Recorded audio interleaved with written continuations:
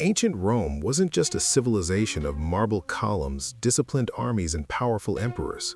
Beneath the surface of what we admire today, the darkest secrets of ancient Rome shaped its rise, its power, and ultimately, its collapse. This was a world where gladiators fought not only for survival, where poison was more effective than swords, and where imperial murder was often the fastest path to the throne.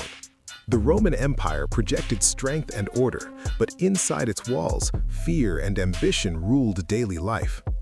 Public loyalty was fragile, and emperors understood that control required spectacle. This is where gladiators came in. These fighters were not simply athletes or entertainers, they were political tools. Their bloodshed distracted the public from hunger, corruption, and inequality. When the crowd roared, people stopped asking questions. Most gladiators were slaves, prisoners of war, or criminals. They trained under brutal conditions, knowing every fight could be their last. Yet paradoxically, some became celebrities. Crowds admired them, women wrote love letters to them, and children carved their names into walls. But admiration did not mean freedom. Even the most famous gladiator lived at the mercy of the state. Victory only meant surviving long enough to fight again. The arenas themselves were carefully designed instruments of power. Inside the Colosseum, tens of thousands watched life and death unfold in minutes. The emperor sat above it all, watching the crowd as closely as the fighters. A restless crowd was dangerous. A satisfied crowd was obedient. Gladiator games were not about honor, they were about control. But violence in Rome was not limited to the arena. In fact, the most dangerous battles happened behind closed doors. Poison became the empire's silent weapon. It left no wounds, no witnesses, and often no clear culprit. In elite Roman households, food tasters were common. Even then, emperors trusted no one completely.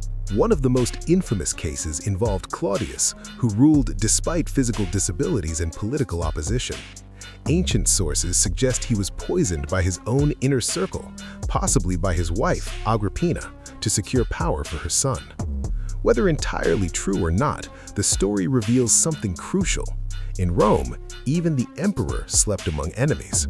Agrippina's son, Nero, would later become one of history's most notorious rulers. His reign was marked by paranoia, executions, and family murders. Nero allegedly ordered the killing of his own mother when she became a threat. This was not considered shocking in Roman politics, it was strategic. Power mattered more than blood. Imperial murder became normalized because the Roman system rewarded ambition without restraint. There was no clear line of succession. Whoever controlled the army, the Senate, or the palace guards could claim the throne. This led to endless conspiracies. Senators whispered behind columns, generals weighed loyalty against opportunity. Servants overheard secrets that could decide the fate of an empire. Even emperors who ruled publicly as heroes often hid darker truths. Commodus famously fought as a gladiator himself, blurring the line between ruler and performer. To the crowd, it looked brave. To the elite, it was terrifying. An emperor who enjoyed violence could not be reasoned with. His reign ended, like many others, in assassination. Rome's fear of rebellion was not unfounded. One of the most famous uprisings was led by Spartacus, a gladiator who escaped captivity and led a massive slave revolt. For a brief moment, Rome trembled. The rebellion was eventually crushed, but the message was clear.